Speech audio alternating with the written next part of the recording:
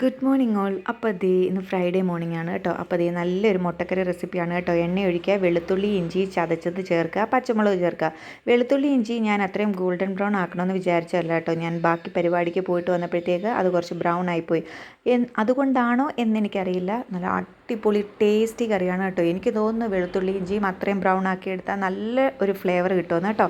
അപ്പോഴത്തേക്ക് നമ്മളുടെ സവോള ചേർത്ത് കൊടുത്തു കേട്ടോ. സവോള നല്ല തിന്നായിട്ട് ഞാൻ കട്ട് ചെയ്തെടുത്തതാണ്. അതുകൊണ്ട് തന്നെ പെട്ടെന്ന് നല്ല മൂത്ത് കിട്ടും. എന്നിട്ട് ഞാൻ അതിലേക്ക് കുറച്ച് ഉപ്പ് ചേർത്ത് കൊടുത്തു, മഞ്ഞൾപ്പൊടി ചേർത്തു, പിന്നെ കാശ്മീരി ചില്ലി ചേർത്ത് കേട്ടോ. ഇതിപ്പോൾ ചിക്കൻ മസാലയാണ് കേട്ടോ ചേർക്കുന്നത്. ചിക്കൻ മസാല ചേർക്കുമ്പോൾ അടിപൊളി ടേസ്റ്റാണ്. പിന്നെ എനിക്ക് ഗരം മസാല വീട്ടിൽ പൊടിച്ചതുണ്ടായിരുന്നില്ല, അതുകൊണ്ട് തന്നെ ചേർത്തില്ല. അതുകൂടെയൊക്കെ ചേർക്കുകയാണെങ്കിൽ നമ്മുടെ മുട്ടക്കറി പെർഫെക്റ്റ് ആയിട്ട് കിട്ടും കേട്ടോ. എന്നിട്ട് ഞാൻ ചേർത്തത് മല്ലിപ്പൊടിയാണ് കേട്ടോ. അപ്പോഴത്തേക്ക് നമ്മളുടെ മുട്ടയൊക്കെ ഞാൻ പുഴുങ്ങി പൊളിച്ചെടുത്തിട്ടുണ്ട് കേട്ടോ. പൊളിച്ചെടുത്തപ്പോഴത്തേക്ക് കുറച്ചൊക്കെ നമ്മളുടെ വൈറ്റ് പാർട്ട് അങ്ങ് പൊളിഞ്ഞു പോയി. വേറെ ഒന്നുമല്ല കേട്ടോ. ഇന്ന് രാവിലെ നമ്മൾക്ക് കിട്ടിയ മുട്ടയാണ് കേട്ടോ. നമ്മളുടെ വീട്ടിലെ കോഴിയിട്ട കോഴിമുട്ടയാണ് കേട്ടോ. നമ്മൾ അന്ന് തന്നെ ഇടുന്ന മുട്ടയൊക്കെ ആണെങ്കിലും അല്ലെ തലേന്നിട്ട മുട്ടയാണെങ്കിലും നമ്മൾ പുഴുങ്ങി പൊളിക്കാൻ ശ്രമിക്കുമ്പോഴത്തേക്ക് ഇതുപോലെ പൊളിഞ്ഞു വരില്ല. അപ്പോൾ അതിനെന്തെങ്കിലും ടിപ്പ് ഉണ്ടെങ്കിൽ നിങ്ങൾ തീർച്ചയായിട്ടും എന്നോട് ഷെയർ ചെയ്യണം കേട്ടോ. അതിലേക്ക് ഞാൻ കുറച്ച് എണ്ണയും കുറച്ച് മുളക് പൊടിയും കൂടെ ഇട്ട് കൊടുത്തു കേട്ടോ. വേണമെങ്കിൽ കുറച്ച് മഞ്ഞൾപ്പൊടിയും കുറച്ച് ഉപ്പൂടി ഇടാം. ഞാൻ അത്രയൊന്നും ചേർത്തില്ല കേട്ടോ. അതിൻ്റെ ഒന്നും ഒരാവശ്യമില്ല. സത്യം പറഞ്ഞാൽ കുറച്ച് എണ്ണയിലിട്ടൊന്ന് ഫ്രൈ ആക്കി എടുക്കേണ്ട ആവശ്യമുള്ളൂ. ഞാൻ എണ്ണയും മുളക് പൊടിയും മാത്രമേ ഇട്ടുള്ളൂ കേട്ടോ. എന്നിട്ട് അതൊന്ന് ഫ്രൈ ആക്കി എടുത്തിട്ടുണ്ട്. അപ്പോഴത്തേക്ക് നമ്മുടെ തേങ്ങാപ്പാൽ ഞാൻ എടുത്ത് വെച്ചിട്ടുണ്ട്. ഒന്നാം പാലും രണ്ടാം പാലും എടുത്തിട്ടുണ്ട് കേട്ടോ. ഇതിപ്പോൾ രണ്ടാം പാലാണ്.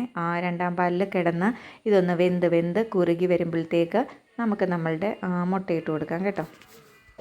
അപ്പം എല്ലാം അത് നല്ല സെറ്റായിട്ട് വന്നിട്ടുണ്ട്. ഇനി നമുക്ക് നമ്മൾ ഫ്രൈ ചെയ്ത് വെച്ചിരിക്കുന്ന നമ്മളുടെ മുട്ട ചേർത്ത് കൊടുക്കാം കേട്ടോ. അപ്പം മുട്ടയിലൊക്കെ നല്ല ഫ്ലേവർ പിടിച്ചിട്ടുണ്ട്. അപ്പോഴത്തേക്ക് അവിടെ കിടന്ന് നമ്മളുടെ ഈ മുട്ടയൊന്ന് ജസ്റ്റ് ഒന്ന് ചൂടായി വരുമ്പോഴത്തേക്കും നമുക്ക് നമ്മളുടെ ഒന്നാം പാല് ചേർത്ത് കൊടുക്കാം കേട്ടോ. ഒന്നാം പാല് ചേർത്ത് കഴിഞ്ഞാൽ പിന്നെ തിളയ്ക്കേണ്ട യാതൊരുവിധ ആവശ്യമില്ല കേട്ടോ. നമ്മൾ ഒന്നാം പാല് ചേർത്ത് കഴിഞ്ഞാൽ ഒരു കറികളാണെങ്കിലും തിളപ്പിക്കേണ്ട കാര്യമില്ല. പിന്നെ എനിക്ക് തോന്നിയൊരു കാര്യമാണ് കേട്ടോ, ഇങ്ങനെ പിരിഞ്ഞ പോലെ ഇരിക്കും. അതുകൊണ്ട് തന്നെ ജസ്റ്റ് ഒന്ന് അതിനകത്ത് നിന്ന് ആവി പറക്കുമ്പോഴത്തേക്കും നമുക്ക് ഓഫ് ചെയ്ത് കൊടുക്കാം കേട്ടോ. ഇത് നമ്മൾക്ക് ചപ്പാത്തിയുടെ കൂടെ ആണെങ്കിലും പൊറോട്ടയുടെ കൂടെ ആണെങ്കിലും ചോറിൻ്റെ കൂടെ ആണെങ്കിലും പിന്നെ എന്തിൻ്റെ കൂടെ വേണമെങ്കിലും കഴിക്കാം. ദോശയും മുട്ടക്കറിയും എൻ്റെ ഫേവററ്റാണ് കേട്ടോ.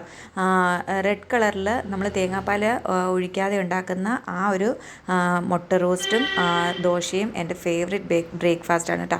അപ്പോൾ സംഗതി പൊള്ളിയായിട്ടുണ്ട്. നിങ്ങളും തീർച്ചയായിട്ടും വീട്ടിൽ ട്രൈ ചെയ്യണം. പെട്ടെന്ന് തട്ടിക്കൂട്ടിയൊക്കെ ഉണ്ടാക്കാനാണെങ്കിൽ ഉച്ചയ്ക്ക് ലഞ്ചിന് പറ്റിയൊരു കറിയാണ്. അപ്പോൾ വീഡിയോ ഇഷ്ടമായാൽ സബ്സ്ക്രൈബ് ചെയ്യാൻ മറക്കരുത് കേട്ടോ.